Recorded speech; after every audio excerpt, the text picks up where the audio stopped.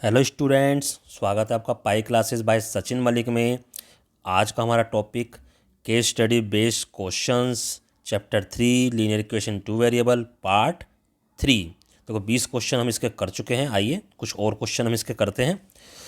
तो ये क्वेश्चन हमें दे रखा है the cost of 8 oranges and 5 Apple. मान लो एक ऑरेंज की x है और एप्पल की y है, तो इक्वेशन हमारे पास बन जाएगी 8x प्लस के 5y equal to 90। This is first equation. तो देखो पहले क्वेश्चन में यही पूछा हुआ है, तो सेकंड इज़ द आंसर।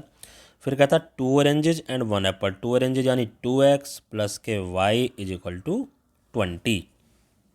तो ये सेकंड कंडीशन से आ गई हमारे पास इक्वेशन। अब इन दोनों इक्वेशन को आप सोल्व कर सकते हो, एक्स और वाई की वैल्यू फाइंड आउट कर सकते हो। तो एक्स की वैल्यू यानी ऑरेंज का आपका रेट आ जाएगा 5 रुपीज़, और वाई की वैल्यू आप जब सोल्व कर लोगे वो आ जाएगी 10 रुपीज़। यानी एप्पल की कॉस्ट 10 रुपीज़ आएगी और ऑरेंज की हमारी क्या आने वाली है 5 रुपीज़। तो इनको ईजिली सोल्व कर लेते हैं। फिर आइए क्वेश्चन सोल्व करते हैं। पहला क्वेश्चन तो हमने कर लिया है, ये देखिए। सेकंड क्या था हमारे पास, 2x plus y is equal to 20। Cost of orange क्या आई थी हमारे पास, ₹5। और कॉस्ट ऑफ एप्पल क्या आई थी हमारे पास, ₹10। कहता 3 ऑरेंजेज एंड 2 एप्पल, यानी 3 इंटू में 5 और 2 इंटू में 10, 20 और 15 35। तो 35 is the answer. Next question देखो, नेक्स्ट क्वेश्चन में ये हमें बोट बना के दे रखी है। बहुत अच्छा क्वेश्चन है बेटा, ये ध्यान से देखना इसको। अब देखो कहता एक boat goes 30 kilometre up stream, यानी किसी नहर में या नदी में जब बोट चल रही है, अप स्ट्रीम का मतलब जिस दिशा में पानी बह रहा है उसके विपरीत दिशा में चलना, उल्टी दिशा में चलना, ठीक है। और 44 किलोमीटर डाउन स्ट्रीम, 44 किलोमीटर कहाँ चल रही है, पानी के साथ साथ चल रही है। तो टाइम लगता है 10 घंटे, लेकिन 13 घंटे लगते हैं अगर वो 40 किलोमीटर अप स्ट्रीम यानी धारा के विरुद्ध चलेगी, और 55 किलोमीटर धारा के साथ चलेगी। तो x किलोमीटर जो स्पीड ऑफ बोट है, यानी ये जो स्पीड है ये x दे रखी है हमें। और वाटर, ये जो वाटर है, वाटर की जो स्पीड है ये हमारी y दे रखी है। जब देखो दोनों एक ही डायरेक्शन में होंगे तो बोट में हम वाटर की स्पीड को ऐड कर देंगे। बोट की तो अपनी स्पीड है ही, वाटर की ऐड हो जाएगी। जब हम उल्टा चलेंगे यानी अप स्ट्रीम जाएंगे तो वो माइनस हो जाएगी। तो देखो अप स्ट्रीम में क्या हो जाएगा, x माइनस वाई हो जाएगी बोट, और डाउन स्ट्रीम में क्या हो जाएगी, x प्लस वाई स्पीड हो जाएगी। तो देखो 30 किलोमीटर अप स्ट्रीम गया, तो अप स्ट्रीम की स्पीड कितनी है, x माइनस वाई। तो टाइम क्या हो गया, 30/x माइनस वाई, क्योंकि टाइम क्या होता है, speed upon distance upon speed होता है ना। प्लस फिर वो 44 किलोमीटर डाउन स्ट्रीम आया, तो 44/x प्लस वाई, और ये टाइम लग रहा है भैया 10 आवर। ठीक है, तो एक इक्वेशन हमारे पास यहाँ से आ गई।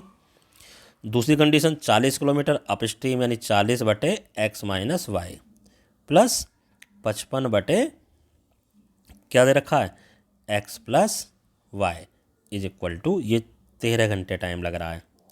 मैं इस क्वेश्चन को सारे को यहीं समझा दूंगा, फिर सीधे सीधे आगे क्वेश्चन करें।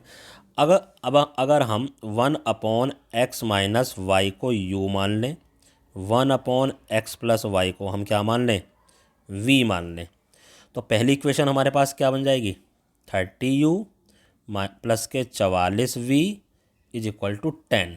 तो ये हमारी थर्ड इक्वेशन हो गई। इसमें 10 को अगर मैं बाई चांस इधर लिया हूँ तो -10 हो जाएगा।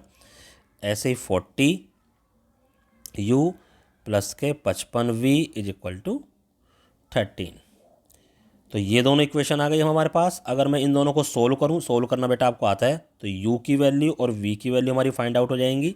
u की वैल्यू आएगी 1/5 और v की वैल्यू आएगी हमारे पास 1/11। और u क्या था, 1/x माइनस वाई, तो 1/x माइनस वाई बराबर हमारे पास आ गया 1/5। तो यहाँ से आ गया x माइनस वाई बराबर 5। तो एक इक्वेशन ये हो गई, इसको फिफ्थ मान लें, और ये हो जाएगा 1/x plus y is equal to 1/11। यहाँ से x प्लस वाई आ गया हमारे पास कितना, 11। ये होगी इक्वेशन 6। अब इस इक्वेशन को और इस इक्वेशन को सोल्व करोगे तो करके देख लेना, x आपका 8 आएगा और y आपका 3 आएगा। तो ये सारी वैल्यूज मैंने आपको यहीं बता दी हैं। अब सीधे हम इनके क्वेश्चंस के आंसर करेंगे। मैंने सोल्व करके दिखा दिया आपको। देखो पहले क्वेश्चन में कहता था algebraic representation for the first condition, अगर हमने u की वैल्यू ये मानी है और v की वैल्यू 1/x+y मानी है, तब पहली कंडीशन क्या बनेगी। तो देखो बेटा क्या आया था, वो ये थी हमारे पास, हमने क्या कर रखा था, 10 को इस तरफ लिख रखा था, तो ये पहली क्वेश्चन थी। दूसरे क्वेश्चन में सेकंड क्वेश्चन के अनुसार क्या बनेगी, वो फर्स्ट वाली बनेगी। ये जो -13 है वो इधर हमारा लिखा हुआ था, ठीक है। तो ये फर्स्ट कंडीशन, ये सेकंड कंडीशन, अगर हमने u और v में निकालनी है तो। अब क्या पूछ रहा है, स्पीड ऑफ वोट पूछेगा और स्पीड ऑफ ट्रेन पूछेगा, यानी x और y की जो हमने वैल्यू निकाली थी, x की वैल्यू क्या निकली थी 8 और y की वैल्यू क्या निकली थी, वो निकली थी हमारे पास 3। देखो तो क्वेश्चन जो 3 है इसका आंसर क्या आ गया, 8 आया था हमारे पास स्पीड ऑफ वोट जो हमारी x आई थी, और क्वेश्चन जो 4 है इसकी स्पीड क्या आई थी, हमारे पास 3 आई थी। आगे देखो लास्ट क्वेश्चन में, if the there are 2 boats will they take same time to reach if they both have the same speed, अगर सेम स्पीड होगी तो टाइम तो सेम लेंगे। यस, इसका आंसर क्या आ जाएगा, yes it is true. Now next question देखो, इसमें अच्छे क्वेश्चन आ रहे हैं। अब कहता है total distance Sheetal travel 300 kilometre partly by train and partly bye बस, ठीक है। तो देखो नीचे दे भी रखा है स्पीड ऑफ ट्रेन जो है वो x है, और y की जो ट्रेन की जो स्पीड है वो x है, और y की बस की जो स्पीड है वो y है। कहता सी टेक्स 4 आवर्स, टोटल उसे 4 घंटे लगते हैं अगर वो 60 किलोमीटर ट्रेन से चले। तो 60 किलोमीटर ट्रेन से चली, उसकी स्पीड क्या थी x, तो ये टाइम लगेगा ट्रेन से।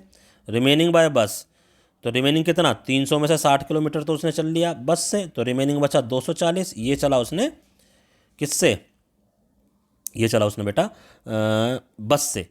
तो ये जो टोटल टाइम अब लगता है, ये टोटल टाइम लग गया 4। तो ये हो गया हमारे पास फर्स्ट इक्वेशन।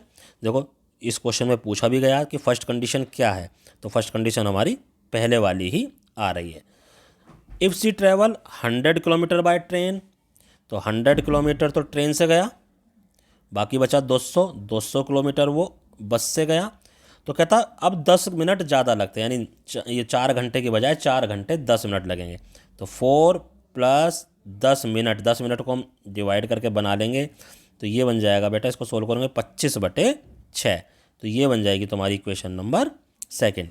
इसमें अगर हम u को 1/x मान लें और v को हम 1/y मान लें, ठीक है, तो हमारे पास ये बन गया 60u प्लस के 240v = 4, ये थर्ड इक्वेशन हो जाएगी।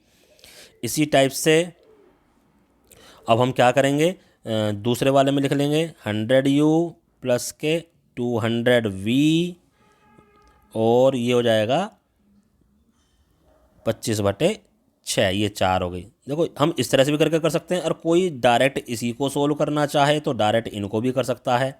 कैसे, यहाँ पर 60 है, यहाँ 100 है, ठीक है, तो इनके ही कोफिशिएंट बराबर कर लो, फिर 1/x और 1/y की वैल्यू आ जाएगी, उसको रिवर्स कर देंगे तो x और y की वैल्यू तुम्हारे पास फाइंड आउट होती चली जाएंगी। तो इस तरह से जब इसको सोल्व करोगे बेटा तुम, तो इस क्वेश्चन में x और y की जो तुम्हारी वैल्यू आने वाली हैं वो होंगी 60 किलोमीटर और 80 किलोमीटर, ठीक है, 60 किलोमीटर और 80 किलोमीटर। चलिए आगे क्वेश्चन करते हैं हम ये। तो ये देखो हमारी जो सेकंड वाली इक्वेशन बनी थी वो ये वाली बनी थी, इनको सोल्व कर लेना। Speed of train, speed of जो ट्रेन आएगी हमारे पास वो 60 आएगी, यानी जो x की वैल्यू हमारे पास निकल के आएगी वो 60 आएगी, और जो y की वैल्यू यानी स्पीड ऑफ बस निकल के आएगी वो हमारी 80 निकल के आएगी। करके देख लेना चाहे आप, इक्वेशन तो अब आपको अपने आप ही सोल्व करनी है, ठीक है। ये हमारा फोर्थ क्वेश्चन है, इसकी जो स्पीड थी बस की वो 80 थी। Which mode is faster, bus is the faster. Now next question, ये वाला क्वेश्चन है बेटा, ये भी बहुत ही अच्छा क्वेश्चन होने वाला है आपका, इसको बहुत ध्यान से समझना बेटा आप। देखो कहता एक ट्रेन है, सर्टेन डिस्टेंस, कोई डिस्टेंस दे रखा है, उसको यूनिफॉर्म स्पीड से वो कवर करता है, ठीक है। टाइम और स्पीड दे रखी है हमारे पास, ठीक है। क्या होता है हमारे पास, स्पीड = डिस्टेंस अपॉन टाइम, ये तो फार्मूला तुम्हें सबको याद होना चाहिए, स्पीड = डिस्टेंस अपॉन टाइम। तो स्पीड हमारी दे रखी है x, डिस्टेंस मान लो हमने डी ले लिया और टाइम हमारा टी, तो डिस्टेंस यहाँ से क्या आ गया एक्स टी। ये हमारा डिस्टेंस है जो उसे कवर करना है, टोटल कवर करना है, ठीक है।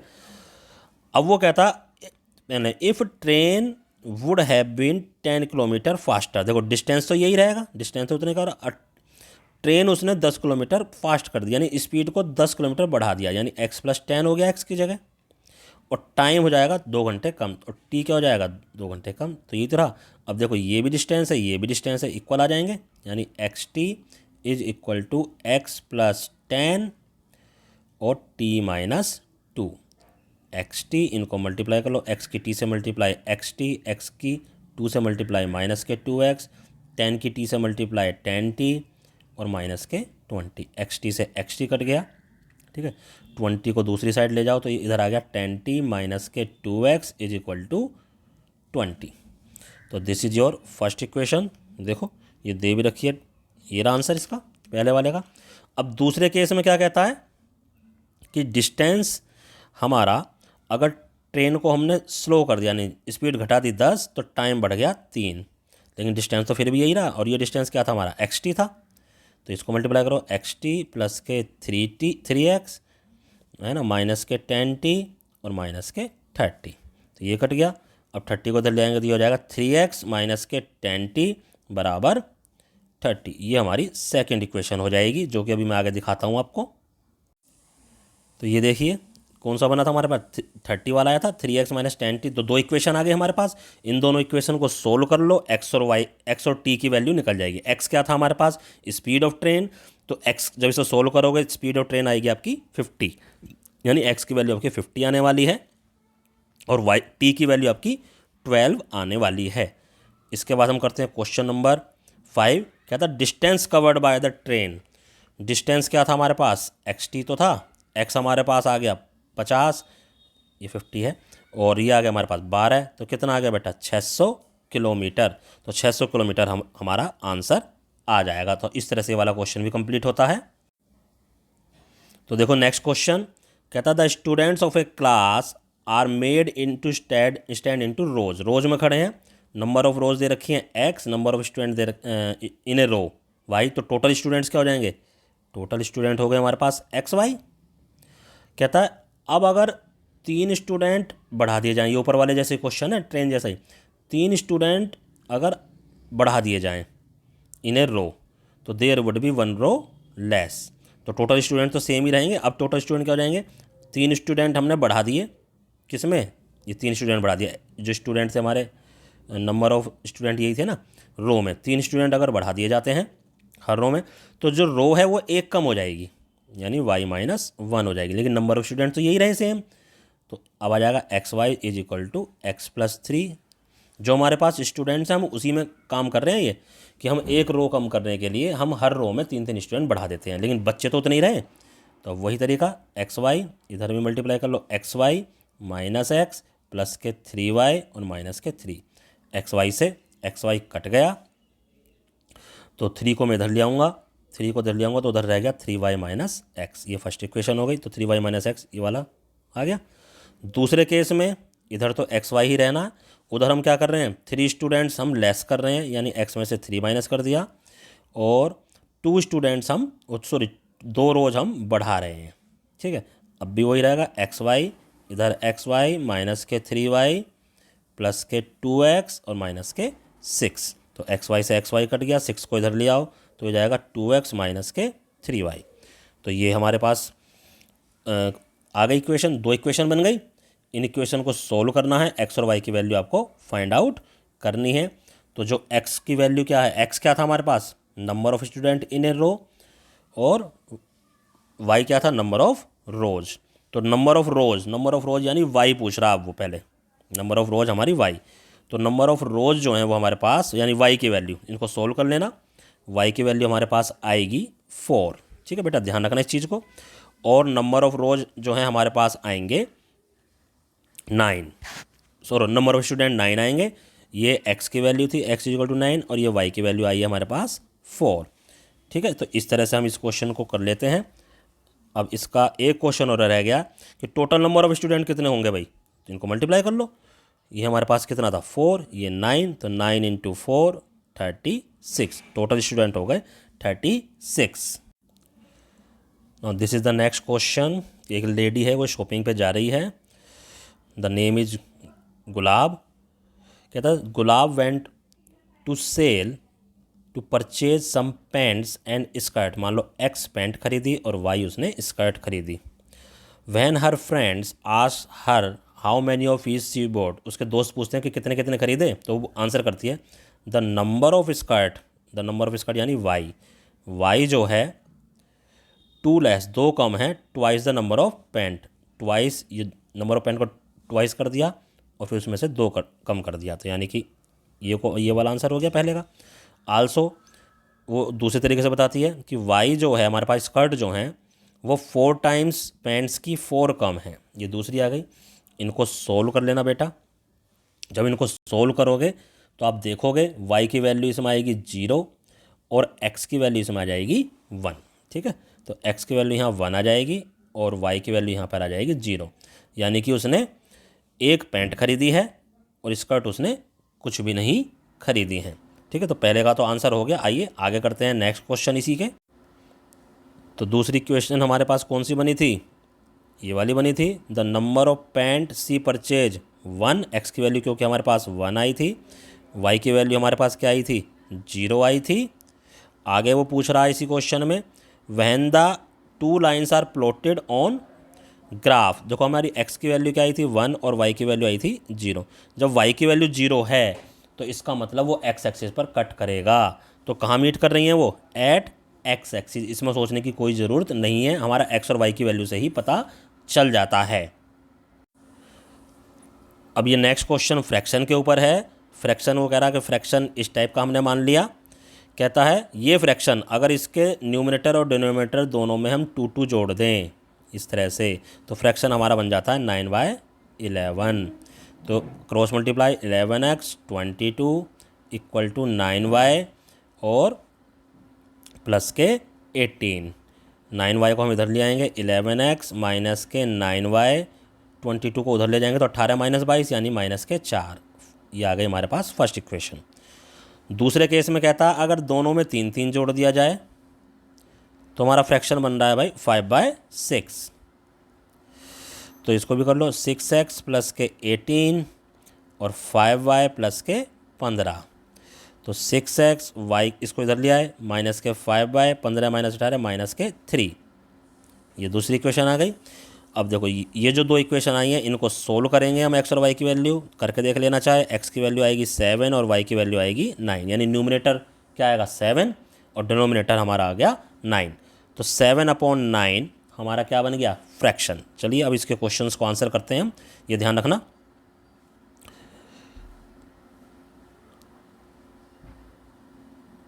तो ये है बेटा हमारे पास क्वेश्चंस इसके, ये हमारे पास क्वेश्चंस हैं। देखो क्या है क्वेश्चंस में कि फर्स्ट कंडीशन क्या आई थी हमारे पास? 11x माइनस के 9y इज इक्वल टू -4। ये आई थी 6x माइनस के 5y is equal to -3। What is the numerator? x की वैल्यू क्या आई थी? 7 और y की वैल्यू क्या आई थी? 9। फ्रैक्शन क्या हो गया? 7/9। तो इस तरह से ये वाला क्वेश्चन हमारा कंप्लीट होता है। अब ये नेक्स्ट क्वेश्चन हमें गिवन है। देखो क्या कहता है इसमें। कहता है the sum of digit of a 2 digit number is 9। देखो टेंस प्लेस पर a लेना है और यूनिट प्लेस पर b लेना। तो पहली इक्वेशन तो सिंपली हमारी बन गई a + b is equal to 9, first equation. अब टेंस प्लेस पर हमारा a है और यूनिट्स प्लेस पर b है, तो नंबर क्या बन गया? 10a + b। कहता है 9 टाइम्स ऑफ दिस नंबर, यानी इस नंबर का 9 times is equal to twice है कौन से नंबर का? अगर हम इसका डिजिट बदल दें, यानी a को b की प्लेस पर ले आएँ और b को a की प्लेस पर। ठीक है, तो भैया 90a + 9b 20b प्लस के 2a इधर जाकर इसमें से घटा तो ये 88a आ गया और 20 माइनस हो जाएगा, प्लस के 9 तो ये माइनस के 11b हमारे पास आ गया इज इक्वल टू 0। ये हमारी दूसरी इक्वेशन बन गई। इनको हम सोल्व करेंगे और सोल्व जब हम इनको करेंगे तो किसकी वैल्यू निकलेगी? हमारे पास a और b की वैल्यू यहाँ पर निकलेगी। ठीक है, तो बेटा ध्यान रखना ए और बी की वैल्यू जब हमारे पास निकली, ए कौन सा टेंस प्लेस और बी कौन सा हमारा वंस प्लेस, तो ये चीज़ अब ध्यान रखना। मैं बताता हूँ क्या वैल्यू आने वाली है। चलिए आगे चलते हैं क्वेश्चन में। ये आ गया हमारे पास अलजेब्रिक एक्सप्रेशन। पहले वाले का क्या था, ये था, दूसरे वाले का ये वाला था।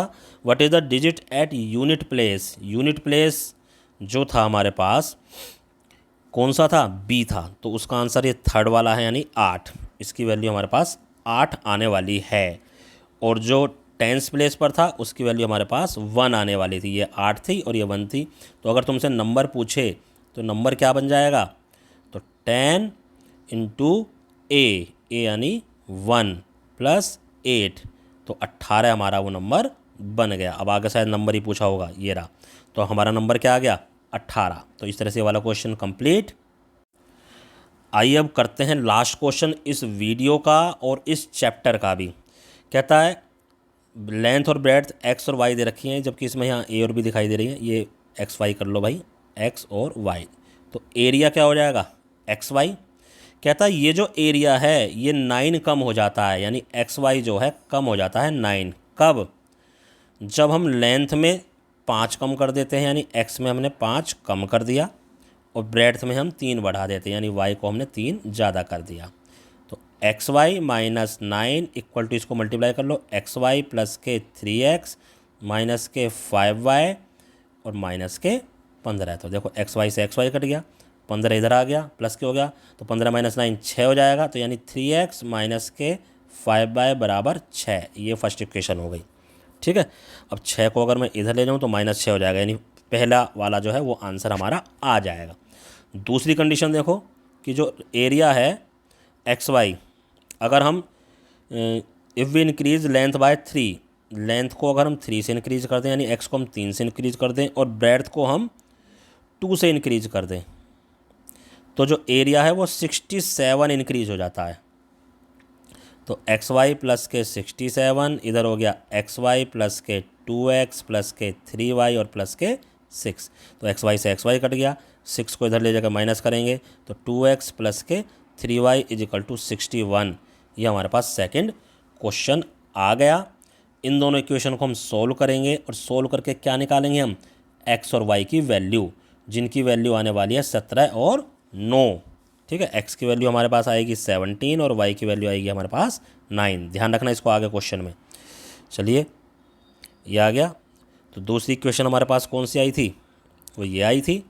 तो length of rectangle 17, breadth of rectangle वो 9, ये हमारा 17। कहता एरिया, एरिया क्या हो जाएगा 17 इंटू 9, 17 9 153 स्क्वायर यूनिट्स। तो बेटा इस तरह से ये वाला वीडियो हमारा कंप्लीट होता है। 3 पार्ट बने हैं हमारे लीनियर इक्वेशन के और इसमें हमने लगभग 30 या 29 क्वेश्चंस हमने करे हैं। तो काफ़ी क्वेश्चंस की प्रैक्टिस हो गई है। अगर आप और ज़्यादा क्वेश्चंस की प्रैक्टिस करना चाहते हैं तो इधर उधर से क्वेश्चन ढूंढ के आप कर सकते हैं, लेकिन मुझे उम्मीद है कि इसी तरह के क्वेश्चन कोई ना कोई आपके आ जाएंगे। तो इन्हीं क्वेश्चंस की आप प्रैक्टिस करते रहिए। धन्यवाद। जय हिंद, जय भारत।